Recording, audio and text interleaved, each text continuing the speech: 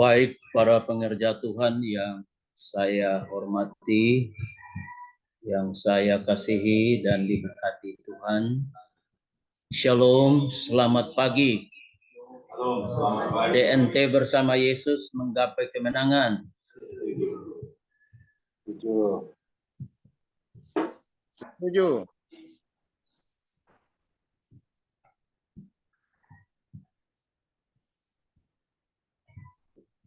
Baik, pagi ini kita akan lanjutkan minggu sembahyang kita, minggu sembahyang pengerja daerah Tenggara.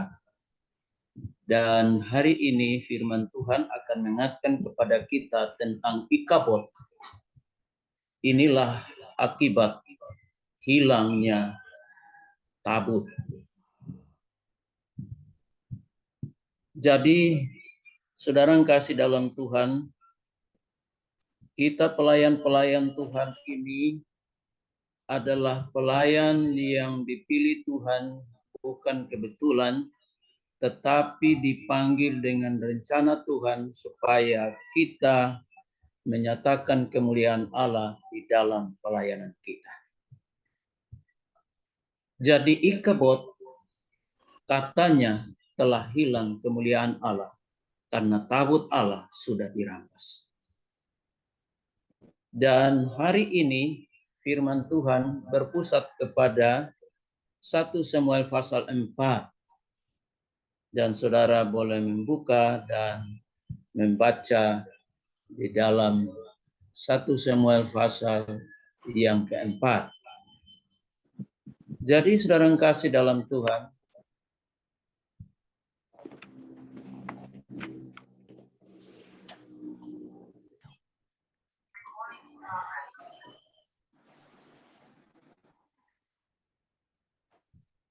mohon maaf ini laptop saya lagi hang lagi.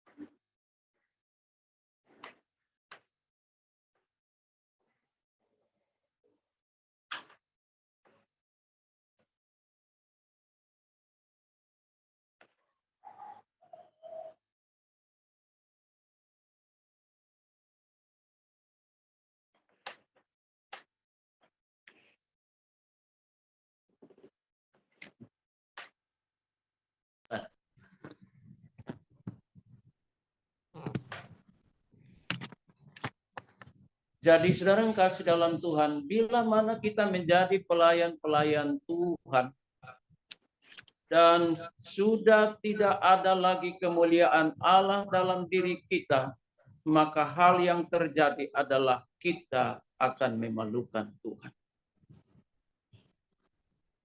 Tuhan akan dipermalukan melalui pelayanan kita kalau hadirat Tuhan sudah hilang daripada kita. Ia menamai anak itu Ikabod, katanya. Telah lenyap kemuliaan dari Israel karena tabut Allah sudah dirampas dan karena mertuanya dan suaminya. Katanya telah lenyap kemuliaan dari Israel sebab tabut Allah telah dirampas. 1 Samuel pasal 4 ayat 21 dan 22. Saudara kasih dalam Tuhan, 1 Samuel pasal 4 diawali mengenai peperangan orang Israel melawan orang Filistin. Ini nubuatan dari Allah mengenai kehancuran keluarga Eli pada pasal sebelumnya mulai digenapi di pasal yang keempat ini. Ingat saudara-saudara para pengerja Tuhan, bahwa Allah kerap menghabisi para pendosa segera menurut waktu Tuhan. Bila mana terjadi dalam hidup kita dosa yang menghalangi hadirat Allah untuk menuntun kita dalam pelayanan Allah, maka kita harus ingat bahwa Allah akan bertindak segera menurut waktu Tuhan untuk menghabisi dosa agar jangan menghalangi hadirat Tuhan di dalam pelayanan. Jadi dosa yang menyebabkan kekalahan dan memakan korban serta memalukan Israel bukan berasal dari orang yang biasa-biasa, tetapi dari pemimpin yang diurapi bagi pelayanan yang kudus.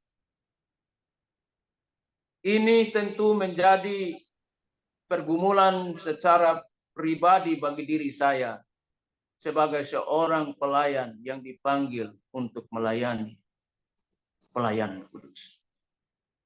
Bila mana dosa telah terjadi dalam diri kita sebagai pelayan Tuhan, hal ini akan membuat korban serta memalukan dalam pelayanan pekerjaan Tuhan. Aib yang disebabkan oleh pemimpin yang diasingkan untuk pelayanan kudus mendatangkan kekalahan.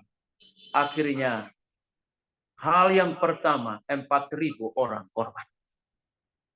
Saudara kasih dalam Tuhan, Tuhan memanggil kita untuk melayani pekerjaan.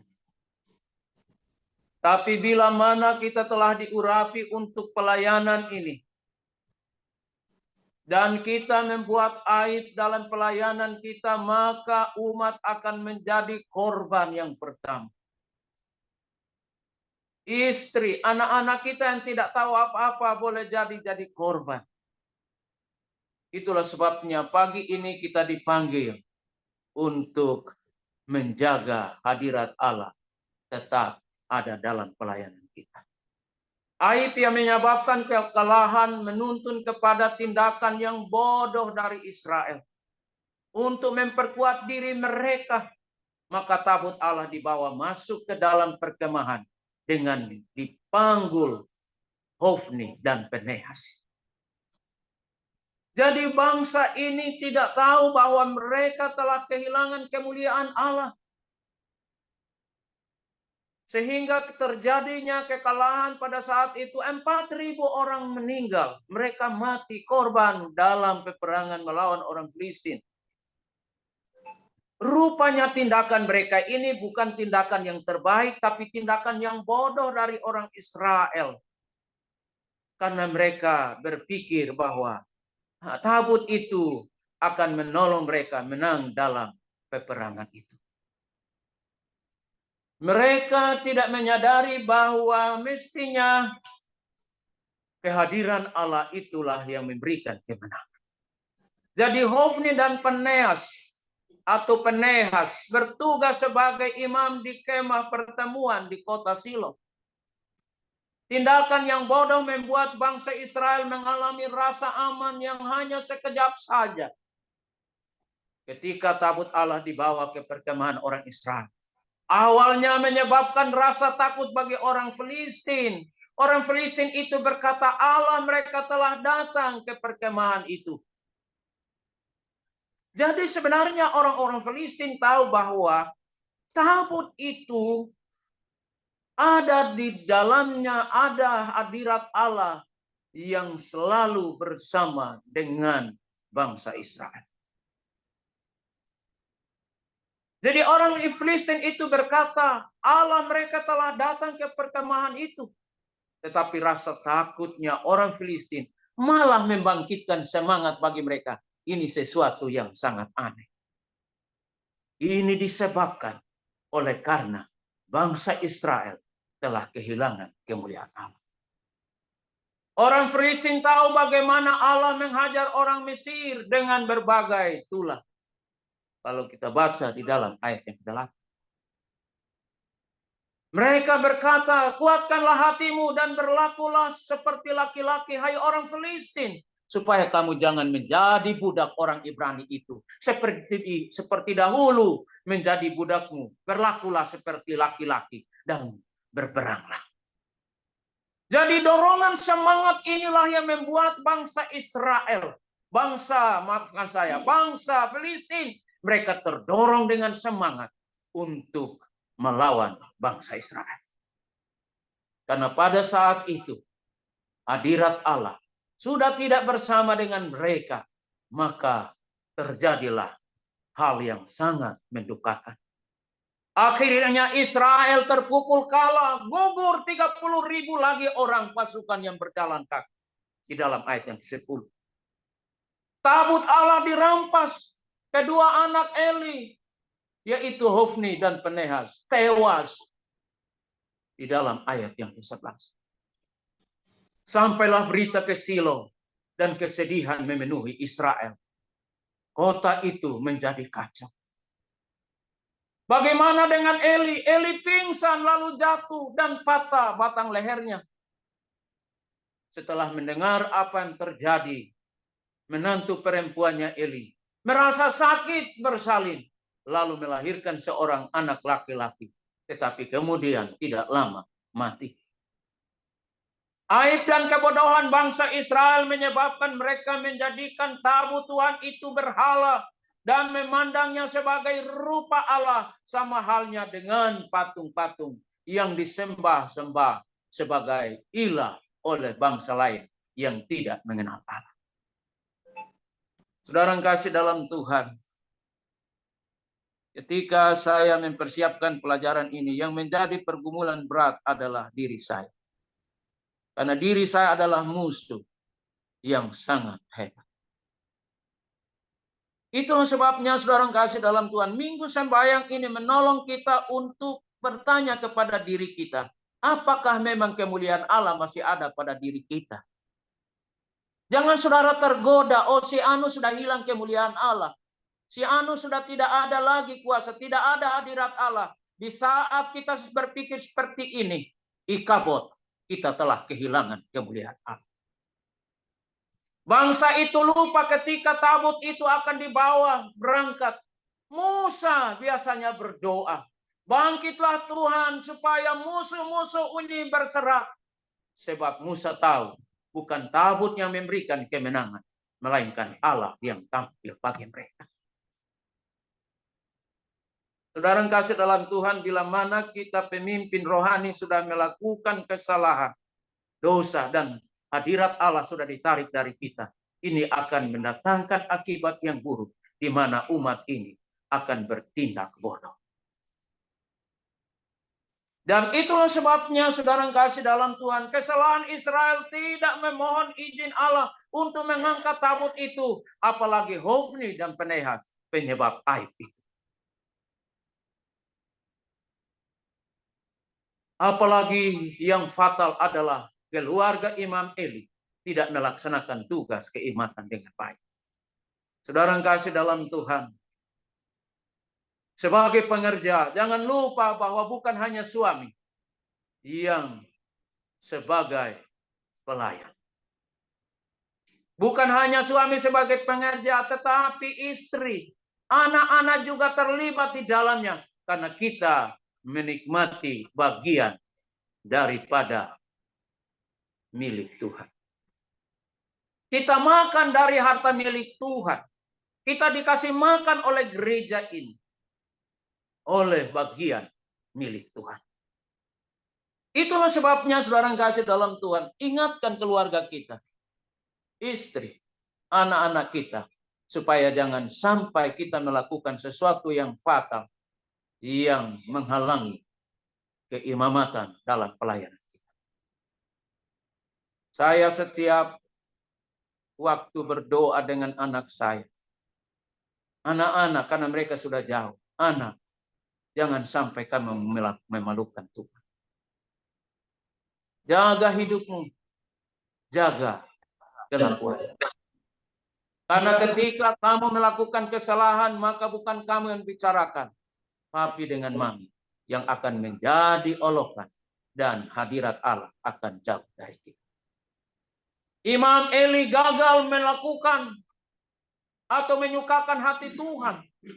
Anak-anaknya menyakiti hati Tuhan, sebab mereka tidak menjadi imam sesuai dengan kehendak Tuhan. Inilah yang membuat hadirat Tuhan hilang dari bangsa itu. Tabut itu harus dirampas oleh karena kemuliaan Tuhan yang hilang dari orang-orang yang dipanggil dan diurapi oleh Tuhan. Saudara yang kasih di dalam Tuhan, alasan tabut itu dirampas satu, karena pelayan-pelayan tidak berfungsi dengan benar, tidak hidup dalam kebenaran, tidak menegur dosa, tapi hidup dengan dosa. Pengerja-pengerja Tuhan tidak berfungsi dengan benar, tidak hidup dalam kebenaran, tidak menegur dosa, tetapi hidup dengan dosa. Kita mau katakan apa sama Tuhan, saudara-saudara, dalam pelayanan kita? Pelayan-pelayan Tuhan hanya memuaskan nafsu mereka, melayani diri, mengejar kesenangannya. Dan itulah sebabnya dalam 1 Samuel 2 ayat 9. Firman Tuhan katakan, mengapa engkau memandang dengan loba kepada korban sembelihanku dan korban sajianku yang telah kuperintahkan? Dan mengapa engkau menghormati anak-anakmu lebih daripadaku? Sambil kamu menggemukkan dirimu dengan bagian yang terbaik dari setiap korban sajian umatku Israel. Saudara yang kasih dalam Tuhan, saya percaya bahwa para pengerja di daerah ini berkati dengan limpah. Allah tidak pernah menahan berkat. Suami, istri, anak-anak kita pada sehat, gemuk-gemuk. Karena kita telah menikmati berkat yang Tuhan berikan kepada kita. Tapi saudara yang kasih dalam Tuhan, jangan sampai kita tidak menghormati Tuhan. Kita lebih menghormati istri, anak-anak kita lebih menghormati suami, tidak tegur oleh karena ada kelalaian di dalam pelayanan pekerjaan Tuhan. Saya sering malu dengan istri saya, selalu dia katakan, Bapak seorang pendeta, pelayan Tuhan, kasih makan anak-anak istri dengan bagian Tuhan. Jangan sampai lalai dalam pelayanan. Jadi itulah sebabnya saudara yang kasih dalam Tuhan, istri jangan lupa untuk ingatkan suami. Orang tua jangan lupa ingatkan anak-anak kita. Karena kita dipanggil oleh Tuhan bukan hanya suami, bukan hanya istri, tapi anak-anak kita juga turut terlibat sebagai pelayan-pelayan Tuhan di gereja ini. Karena kita semua makan dari bagian milik Tuhan. Kita makan dari bagiannya Tuhan. Dan itulah sebabnya saudara yang kasih dalam Tuhan, alasan tabut itu dirampas. Yang kedua oleh karena perzinahan. Perzinahan di bait Allah yang dilakukan oleh anak-anaknya Eli. Ini sangat menyakiti hati Tuhan.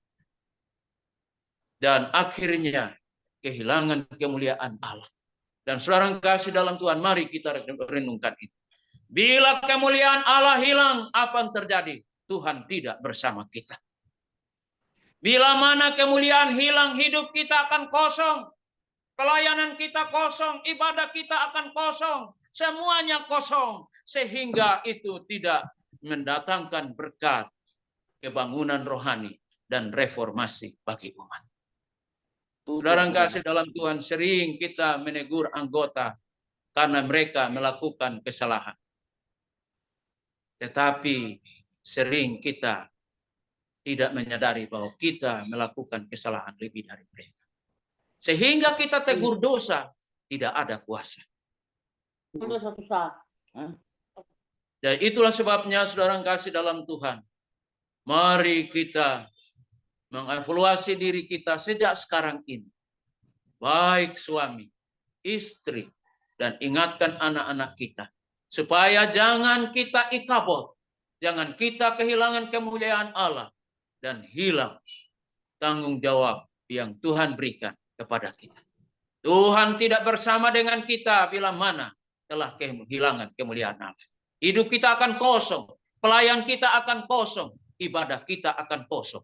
Dan apa yang kita mau katakan kepada Tuhan. Kiranya Tuhan memberkati kita pada pagi hari ini. Dan mari kita selalu menjaga hidup kita. Supaya kita jangan kehilangan kemuliaan Allah dalam pelayanan kita. Tuhan Yesus memberkati kita. Amin.